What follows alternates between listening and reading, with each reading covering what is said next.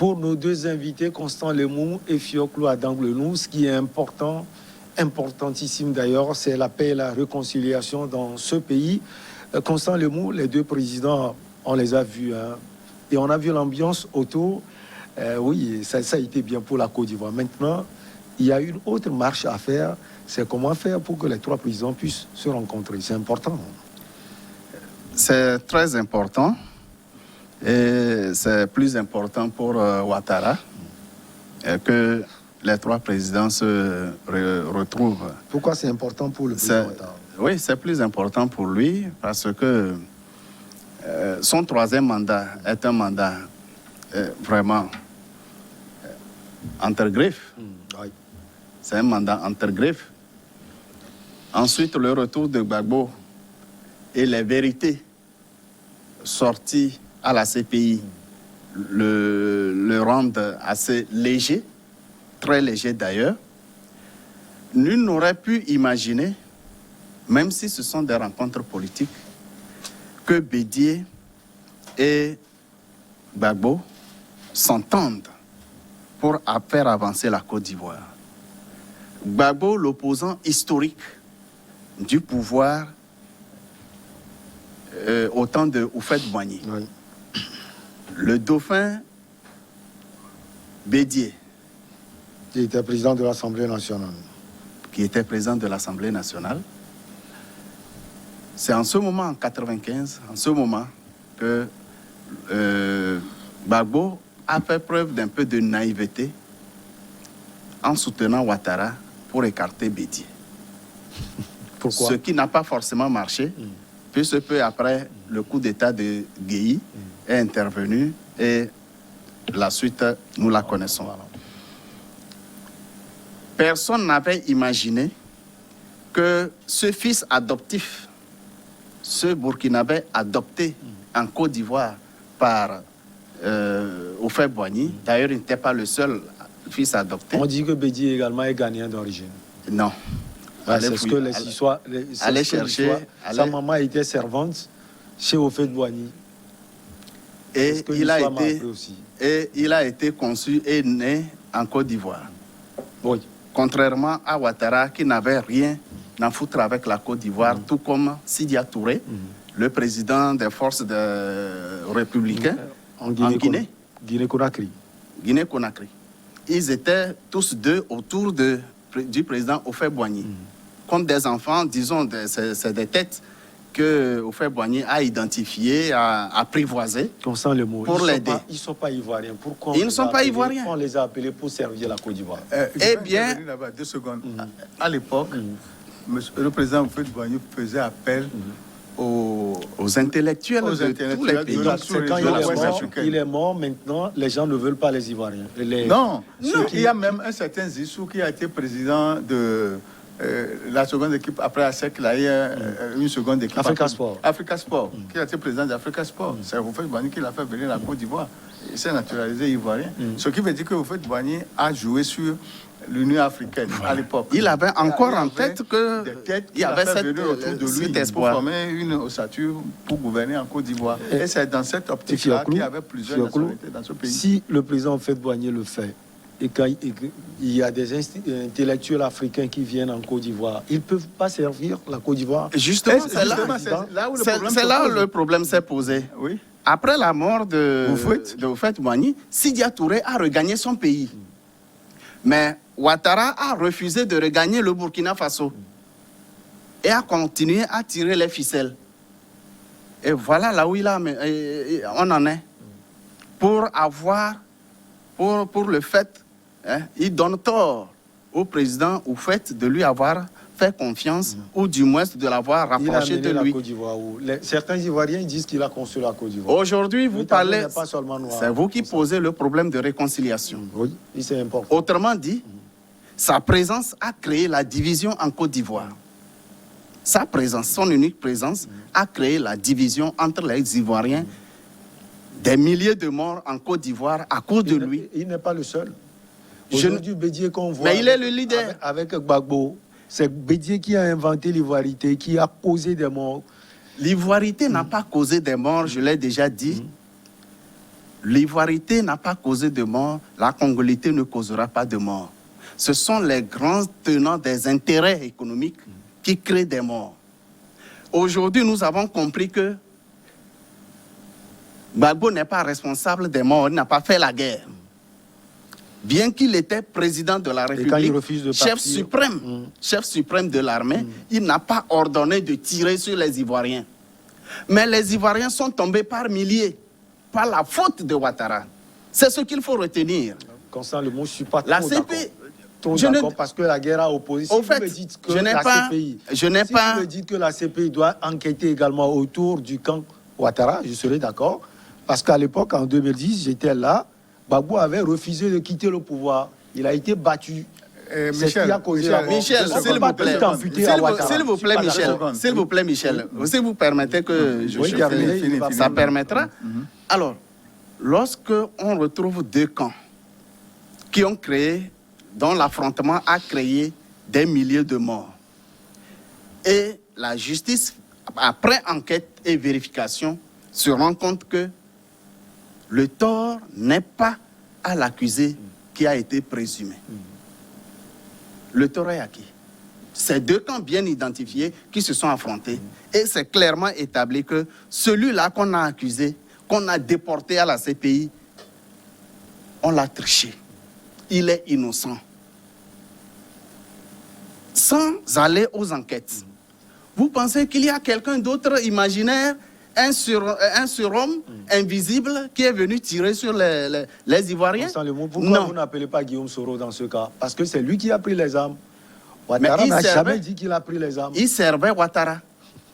Il servait Ouattara. Et Guillaume même, lorsque la rébellion s'était déclenchée dans le nord et au centre du pays, c'est Ouattara qui a financé Guillaume Soro pour déclencher les hostilités. Pourtant, Guillaume Soro a dit partout, Orbi et Orbi, qu'il est le chef, le parrain, le tout-puissant de la rébellion. Il ne pouvait pas dire le contraire. Aujourd'hui, ce qui est important, je dis, Ouattara a le grand intérêt à ce que les deux anciens présidents se retrouvent avec lui. Il y a le canal du ministère chargé de la réconciliation qui doit jouer son rôle, préparer cette rencontre pour que qui s'entendent sur le minimum. Que Ouattara prenne conscience qu'aujourd'hui, il est identifié. Alors, ils peuvent s'entendre politiquement, au moins. Ils peuvent s'entendre. On ne peut pas ressusciter les morts. On ne peut pas. Mais on peut éviter les prochains conflits. Il n'a qu'à comprendre qu'il a suffisamment servi les intérêts qui l'ont porté au pouvoir en Côte d'Ivoire. S'il ne veut pas regagner son pays natal, au moins qu'il reconnaisse que la Côte d'Ivoire qu'il a allaitée mérite la paix et non la guerre qu'il a semée. Fioclou, en écoutant Constant Lemou, j'ai l'impression que le président Ouattara n'a apporté que la division dans ce pays. En tout cas, je connais l'histoire politique également de la Côte d'Ivoire. J'ai vu la gouvernance de Gbagbo, celle de Bédié également. Non, le problème ici, c'est que si Gbagbo aujourd'hui a été libéré, c'est que la CPI a reconnu que ce n'est pas lui qui a été le donneur d'ordre pour tirer sur les gens. Il y avait des chefs militaires dévoués à Gbagbo. Dévoués à Gbagbo. Si ces chefs militaires ont été loyaux à leur patron, qui était le chef des armées, et ont fait face à la rébellion, le président de la République, le plan de guerre, le chef d'état-major, Philippe Mangou, tout ça, ce qu'ils font ne l'intéressait pas. L'essentiel, c'est qu'il y a ces chefs militaires qui ont fait le travail sur le terrain et ont pu en découdre avec la rébellion. Et finalement, le résultat, on le connaît. Mais aujourd'hui, quel que soit Alpha, les deux anciens chefs d'État ne peuvent pas parler de réconciliation sans faire des démarches envers le président en exercice. C'est le président en exercice qui doit faire cette démarche envers eux, ou bien c'est eux, puisque c'est quand moi j'ai appris c'est la vie de Constant depuis le départ de Gbagbo à la Haye, Alassane Ouattara et lui ne se sont jamais parlé. Par contre, le président Bédié et Gbagbo se sont rencontrés à Bruxelles. Il est allé le voir juste après le divorce entre lui et Alassane Dramane Ouattara. En 2019. C'est l'opportunisme également. Il y a des efforts qui se font dans les couloirs pour cette facilitation de rencontre, à ma connaissance. Ce qui veut dire que d'ici peu, on peut avoir cette glorieuse rencontre qui permettra une vraie réconciliation. Parce que, comme l'a dit mon frère et ami Constant, sans la rencontre des trois ténors, quand on parle de réconciliation au Côte d'Ivoire, c'est des mots jetés en l'air. Il faut que ces deux présidents fassent tout et tout. Il faut que les facilitateurs mettent un peu plus d'efforts pour que d'ici fin août, cette réconciliation ait lieu. Parce que ce que nous avons vu à Daoukro le samedi dernier confirme les chances de réconciliation dans le Parce pays. que le président Gbagbo a sorti ce mot, monsieur Kona Bédié a sorti ce mot, ce qui veut dire qu'ils sont sur la même voie et sur la même dynamique. Et ça ne profitera qu'à la Côte d'Ivoire. Constant Lemou, quelque chose pour terminer ce sujet sur la Côte d'Ivoire? Oui, je l'ai dit, le président Ouattara a plus intérêt à cette rencontre, pas nécessairement qu'il soit l'initiateur visible de la rencontre. Si sous son mandat, la Côte d'Ivoire parvient à la réconciliation, à une entente, à un engagement citoyen des premiers responsables, eh bien, ce sera mis à l'actif du mandat de Ouattara et ça lui permettra de sortir par la grande porte, entre griffes. Alors, si on rate l'occasion de sceller cette réconciliation, comment il finira son mandat, Dieu seul sait.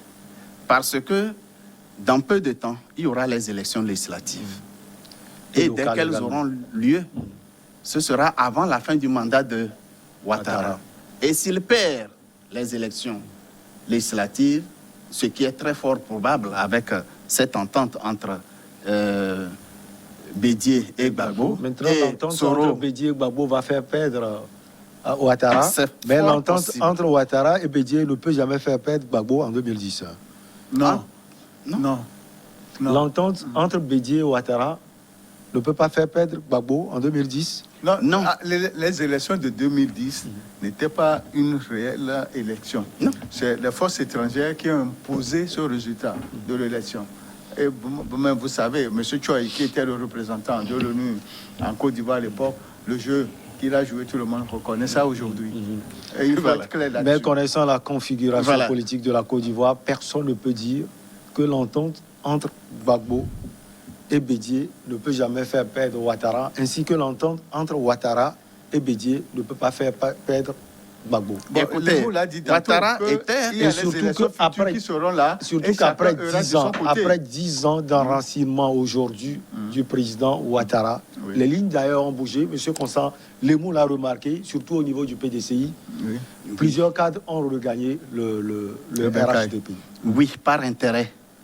La politique, c'est par intérêt, M. Constant Lemou. Ce n'est pas toujours par intérêt. Il y a l'idéal. Et le FPI qui est divisé. Je vais vous dire, si après 10 ans, Ouattara n'avait pas réussi à écarter Guillaume Soro de la course au présidentiel, à créer les conditions pour empêcher les poids lourds de l'opposition à participer, à renoncer à sa parole d'honneur, qui est devenue sa parole de déshonneur, toutes les conditions étaient réunies pour que Ouattara perde les élections présidentielles, quel que soit le candidat qu'il positionnerait. Au jour d'aujourd'hui, on ne peut pas du tout donner carte blanche à Ouattara être légitimement président de la Côte d'Ivoire. Il est président légalement. En 2000, Gbagbo n'a pas été aussi élu lors d'une élection de ce nom. Nous disons bien, les élections de 2010, tout le monde le sait, et celles de 2000, les élections de 2000. Et celles de 2000, entre Gbagbo et Robert Gueye. Le problème ne s'est pas posé. C'est plus catastrophique que les élections de 2010. Jusque-là, comment ça s'est passé? Gueye a cherché à forcer pour passer. Lui-même a été victime d'un coup d'État. Malheureusement, celui qui a planifié ce coup d'État n'a pas réussi à prendre le pouvoir. Le pouvoir a traîné par terre et Gbagbo l'a ramassé. Selon vous, qui l'a planifié? Ce n'est pas le débat aujourd'hui, on peut y revenir. Mais je dis ceci. Je répète, Ouattara a plus d'intérêt à ce que les 3 présidents se réunissent et lui permettent une sortie, la tête haute entre griffes, pour permettre de réconcilier les Ivoiriens et relancer le pays. Nous savons les intérêts derrière qui ont amené Gbagbo, du moins qui ont déporté Gbagbo pour l'empêcher de continuer à œuvrer à ce que les ressources ivoiriennes profitent au développement de la Côte d'Ivoire. Ce que Ouattara est venu garantir, que les ressources ivoiriennes profitent aux intérêts extérieurs. Ça suffit maintenant. Il faut que le mandat de Ouattara finisse, ce 3e mandat finisse paisiblement, qu'il dégage et que de bonnes bases, des institutions fortes soient mises en place et que le meilleur candidat au présidentiel futur soit vraiment dans de bonnes grâces et gouverner le pays pour l'intérêt des Ivoiriens. C'est très important. La paix, surtout la paix en Côte d'Ivoire, elle est fondamentale. On va terminer par le Togo. 2021, les fêtes traditionnelles n'auront pas lieu. L'état d'urgence sanitaire est toujours en vigueur. Les rassemblements sont interdits. Et cette mesure s'applique aussi aux fêtes traditionnelles. Les ministères de la Culture et de l'administration territoriale viennent de rappeler ces règles qui s'appliquent sur les évalas, Akbema, prise de pierres sacrées et d'autres, Aïza et autres, Agbobozan, bref, les fêtes traditionnelles au Togo. Fioclou, voilà une décision qui est sortie. Les fêtes sont purement interdites cette année. Oui, les fêtes traditionnelles engrangent beaucoup de rassemblements. Or, il est dit de respecter les mesures barrières qui sont officielles et celles qui sont prises par le gouvernement afin de limiter la contamination. Et il est vrai que depuis quelques semaines, la contamination augmente. Et il y a 38 cas positifs sur les 1289 tests faits la dernière fois, entre 17 et 80 ans. Nous avons un total de 14 200 contaminés. Sur 376 549, 14 200 cas contaminés sont à la une. Et sur les cas actifs du samedi, où nous avons 453, le dimanche au soir, c'est porté à 481. Ce qui veut dire que les mesures barrières ne sont plus respectées comme avant. Il est dit de porter les bavettes. Il est dit d'avoir la distanciation sociale, au moins 1 mètre, et de mettre les DLM, les dispositifs de lave-mains, au niveau des affluents, c'est-à-dire dans les marchés, au devant des boutiques, etc. Mais fort est de constater que ces derniers temps, ces dispositifs ont disparu. Et même les piétons dans la rue passent allègrement sans bavette. Alors que nous avons une force, on l'appelle le groupement mixte de sécurité, qui devait en principe interpeller cela parce qu'il y a un arrêté qui met les sanctions de 3 000 à 50 000. Je pense que ceux-là qui sont prédestinés pour faire le suivi ne le font pas correctement. Ouais. Alors, vu la crise sanitaire au Togo, Constant Lemou, finalement, c'est une décision à apprécier. Je voudrais porter un petit rectificatif. Les fêtes traditionnelles ne sont pas interdites. Ce sont les festivités qui provoquent les grands regroupements qui sont interdits. Sinon, les fêtes, elles continuent en famille. Les rites continuent, sauf que les grands regroupements ne sont pas autorisés pour cause de la pandémie. Mon frère a déjà présenté la situation évolutive des contaminations. L'espoir d'atteindre un taux de vaccination élevé pour provoquer une immunité collective n'est pas... on n'est pas arrivé à cet espoir-là, à ce taux. Et la contamination continue. Les efforts de vaccination ne donnent pas les résultats escomptés. Quand bien même on a lancé la deuxième phase avec Pfizer, la mobilisation n'est pas grande. il faudrait que chaque citoyen prenne conscience que tant que nous n'avons pas réussi à éliminer cette pandémie, eh bien, nous ne pourrons pas retrouver la vie normale.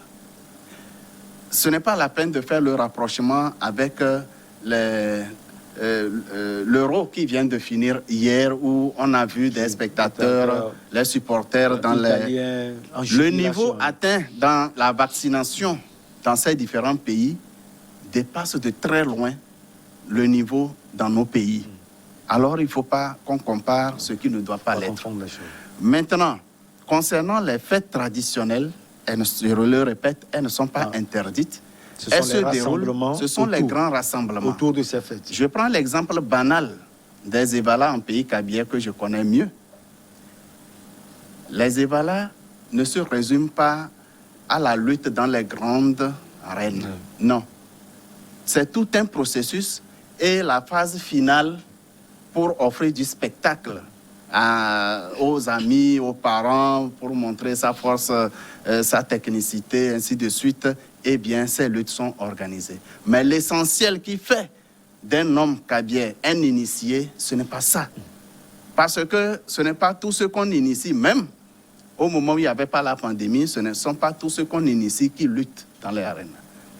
Mais ceux qui ne luttent pas ne sont pas moins des initiés. Il y aura toujours la fête des Évalas en famille, en petits groupes. Et je ne vois pas un parent responsable qui accepterait lancer son enfant, son fils, aller courir le risque de se faire contaminer pour satisfaire le plaisir curieux de quelqu'un qui veut le faire, qui veut le voir s'offrir un spectacle de lutteur. Ce n'est pas la peine, ce n'est pas nécessaire. Mais toutes les fêtes se feront en famille. Tout le processus d'initiation se déroulera très bien. Les jeunes garçons qui seront initiés bénéficieront de tout ce dont ils ont droit et le problème ne se pose. Et de même que les jeunes filles qui seront initiées à Pema dans cette année, les grandes sorties festives ne sont pas autorisées, mais ça ne fait pas moins d'elles des jeunes filles initiées. Tout se passera bien, sauf que les grands rassemblements festifs qui appellent à des populations massives venues des autres horizons, ce ne sera pas possible encore cette année pour éviter la propagation des contaminations. C'est très important. Et depuis 2020, où l'État investit d'énormes moyens pour combattre cette pandémie, ce n'est pas évident qu'il y ait encore des ressources importantes pour faire face si jamais on connaissait encore une flambée de contamination. Ce n'est pas sûr. Et si jamais on provoquait cette situation, eh bien, tous les efforts déjà investis seraient réduits à néant. Vous l'aviez dit, l'objectif de ces restrictions est évidemment de lutter contre la propagation du Covid-19, Fioclou. Oui, vous savez, jusqu'à ce jour, depuis 2020, mars 2020 à ce jour, il y a certains compatriotes qui disent que Covid-19 n'existe pas. Ouais. Malgré les efforts du gouvernement, nous avons au moins 133 décès. Le taux n'est pas exagéré, mais le gouvernement, dans ses efforts, a tout fait pour faire venir les vaccins afin de protéger sa population. Mais il y a des gens qui refusent d'aller se faire vacciner. Or, on nous dit que ce vaccin va nous protéger. Et moi, je ne comprends pas jusqu'à ce jour pourquoi les gens refusent d'aller se faire vacciner. Si la vaccination est faite dans les normes, au moins, et que le taux de couverture atteint 60 à 70%, on aurait pu parler de vaccination. Ce qui s'est passé en France, vous avez vu comment ça a coulé. Et quand on a mis les vaccins en jeu, ça a diminué. Prenons le cas d'Israël aussi. Le taux de vaccination est élevé 70 à 80%. Puis, il y a une chute. Pour se protéger, le vaccin est arrivé, ou bien les vaccins sont arrivés. Nous avons AstraZeneca, nous avons Pfizer et nous avons Sinovac. Donc, les centres sont disponibles dans les communes. Toutes les localités, toutes les communes sont pourvues de centres de vaccination. Moi, je ne vois pas pourquoi les gens refusent d'aller se faire vacciner. Les gens je ne comprends pas. Ont encore des doutes, peut-être?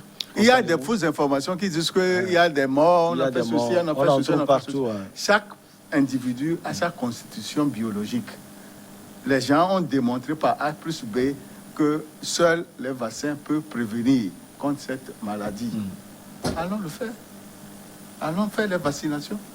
Peut-être aussi, Constant Lemou, que c'est la communication autour de cela. Il la faut encore un peu plus. C'est vrai qu'on en fait beaucoup, mais il faut encore faire cela. Oui, la communication doit continuer, même s'intensifier. Parce que la communication d'intoxication a pris le pas sur l'efficacité des vaccins. Et aujourd'hui, ceux qui hésitent, ce n'est pas un refus, mais c'est une hésitation. Ils ne savent pas exactement où se trouve la vérité entre ce qui se passe sur les réseaux sociaux, cette communication qui tend à convaincre les esprits faciles que ce ne sont pas des vaccins, c'est des je ne sais quoi. Attention, attention. J'ai suivi un communicateur sur les réseaux sociaux et quand on analyse sa communication, elle a varié depuis le début jusqu'à ce jour. Contrairement à ce qu'elle a démontré, comme quoi Corona n'existe pas, Covid-19 n'existe pas, finalement, elle existe, le Covid existe, mais a été fabriqué. Après, le vaccin n'est pas un bon produit. Après, non, il est un produit, mais il faut faire attention. Après, il faut aller se faire vacciner, mais on dénonce les firmes pharmaceutiques, les laboratoires de production. Autrement dit, on a surfé sur du faux, pensant faire du mal aux firmes qui fabriquent les produits. Mais en réalité, on a fait et on continue de faire du mal à ceux qu'on a convaincus de ne pas aller prendre le vaccin. Aujourd'hui, au Togo, on a lancé la vaccination avec le Pfizer. Efficace à 95%. Je ne sais pas pour les autres maladies, les vaccins qu'on lançait atteignent ce taux d'efficacité. Ce n'est pas évident. Qu'est-ce qu'il faut pour rassurer les Togolais? Est-ce qu'on va continuer à être victime de notre incrédulité? Aujourd'hui, nous crions peut-être parce que nous ne pouvons pas nous regrouper pour faire la grande fête traditionnelle. Mais si nous avions atteint 80% du taux de vaccination, eh bien, nous aurons organisé nos fêtes librement. Oui, vous terminez en 30 oui, secondes. le gouvernement, dans ses efforts, a mis la coordination nationale. Après la coordination nationale, nous avons les comités préfectoraux de riposte. Nous avons les comités communaux de riposte et les comités villageois de riposte. Et en dehors de ça, des ONG sont sur le terrain pour la sensibilisation du matin jusqu'à la nuit. Et dans les lieux publics, les ONG sont là pour sensibiliser les gens qui ne portent pas les bavettes, sont là pour regarder la distanciation sociale. Et en plus, comme les lieux de rassemblement les plus connus sont les marchés, le ministre de l'administration territoriale a mis un comité en place pour les 66 marchés de Lomé où les sensibilisations ont été faites. Les efforts sont faits. Les efforts sont toujours là. Donc il appartient aux compatriotes de prendre conscience de l'effectivité et de l'existence de cette maladie pour se faire vacciner et éviter la pandémie. À Dangblenou, Messan Fioclo, vous êtes directeur de publication de l'Enquêteur. Merci beaucoup. Merci pour l'invitation. Merci d'avoir accepté notre invitation. Ça a été également un plaisir de vous avoir. Lemou Constant, analyste politique. Merci beaucoup. Merci de m'avoir permis de retrouver le plateau de Regard Croisé. On est ensemble. Et je pense que nous allons nous retrouver beaucoup plus régulièrement à partir de maintenant. Avec plaisir, parce que les analyses sont on ne peut plus consistantes. Ça a été un plaisir de vous avoir. Très bonne suite de nos programmes.